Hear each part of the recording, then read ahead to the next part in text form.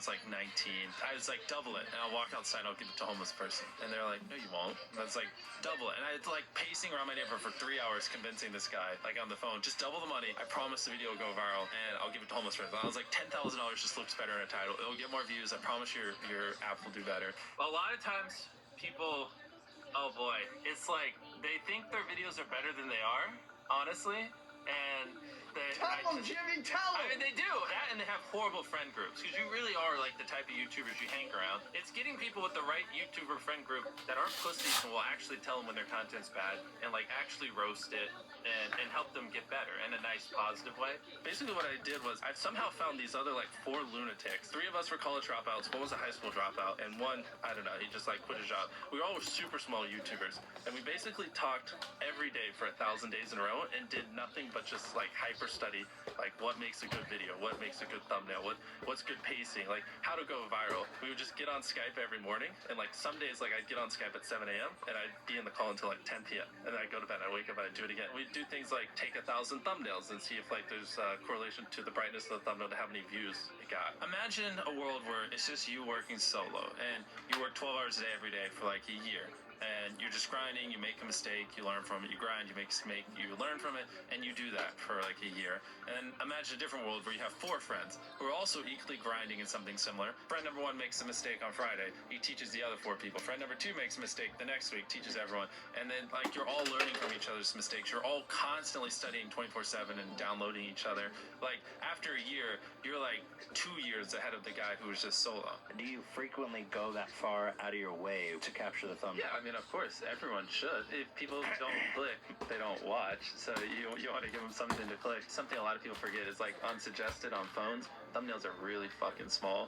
So like people are editing thumbnails full blown on their computer. And when you shrink it down, you can't see. We try to all around be above the rest. Anyone can clickbait, but do you actually like deliver on it? We say we put 100 million Orbeez in the backyard. We put 100 million Orbeez in the backyard. Your title and thumbnail set expectations. Like what you're saying is like, I like bananas. And what you need is bananas are the best goddamn food on the planet. Like that's the type of opinion you need. Like you need something like how to get 100 million views on YouTube, or not even that. That's not strong enough. You need something that makes people go, what the fuck? What the fuck did he say in that video? What the fuck? I need to know. And at the very beginning of the video, to minimize drop-off, you want to assure them that those expectations are being met. If you're putting 1 million Orbeez in a pool, don't start the video with you shopping for, you know, your mom's birthday present. At the beginning of the video, just say, this is 100 million Orbeez. We're gonna fill this pool and this entire backyard with them. Match the expectations, and then you want to exceed them. So you want to assure people that what they clicked on is what they're getting, and then blow their mind and be like, but you're also getting even more. Anytime you say the word algorithm, just replace it with audience. The algorithm didn't like that video? No, the audience didn't like that video. If I wasn't retaining a viewer, just would it make sense for you to promote it? Why would you promote a 10-minute video that people watch on average a minute and a half? I mean, every video, even the stupid ones, I learned something, you know, and that's something I try to make a very big point of, is like, no matter how bad we mess up, like we sometimes have videos that have horrible retention. It's just like, as long as you learn from it, it's not the end of the world. Every YouTuber says it. It's like, no one will ever be able to replicate my style. I gotta edit it. But newsflash, someone can. It's actually not as difficult as you think. It was good that I got a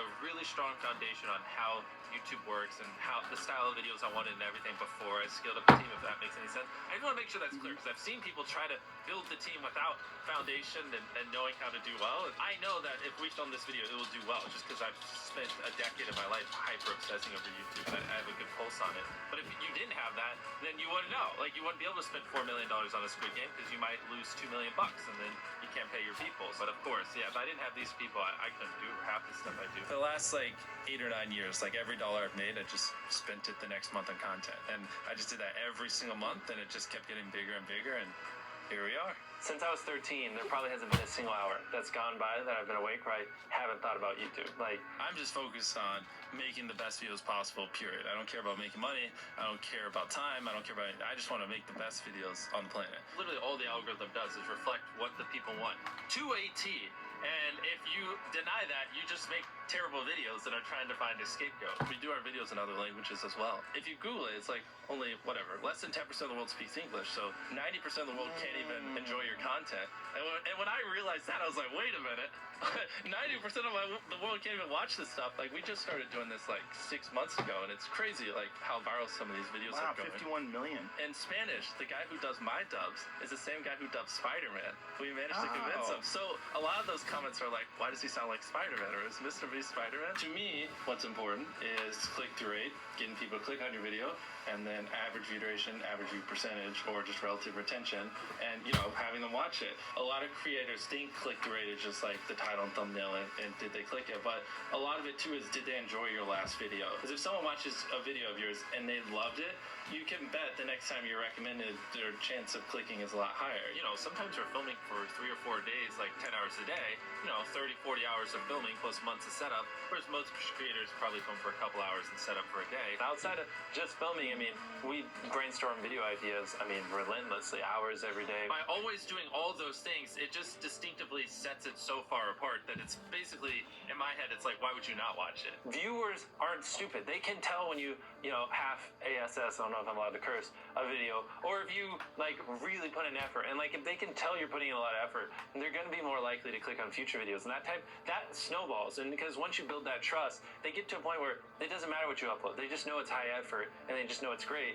And they're just conditioned just to watch because you have a good track record. And so with filming, it's just like trying to make sure we're doing everything we can, no matter how expensive it is, no matter how much time it takes, to make the best video possible. A lot of people, if they gave away 100 grand, they would make a huge deal about it. But we're, you know, sometimes we're just like, yeah, here's 100 grand. Like, thanks for watching, bye. Doing it that way makes it more fun and just more interesting. So I like to keep a little bit of it mysterious because I think that's what people enjoy. A lot of people aren't willing to put in 10 hours days because they don't like what they're doing. So it's finding what they enjoy because it is like a long grind. Like, you're doing it for years, not months. So if you don't enjoy it, then you're gonna burn out. I just had the blessing of finding what I loved at a young age. So like, to get to this level, it takes, you know, a decade.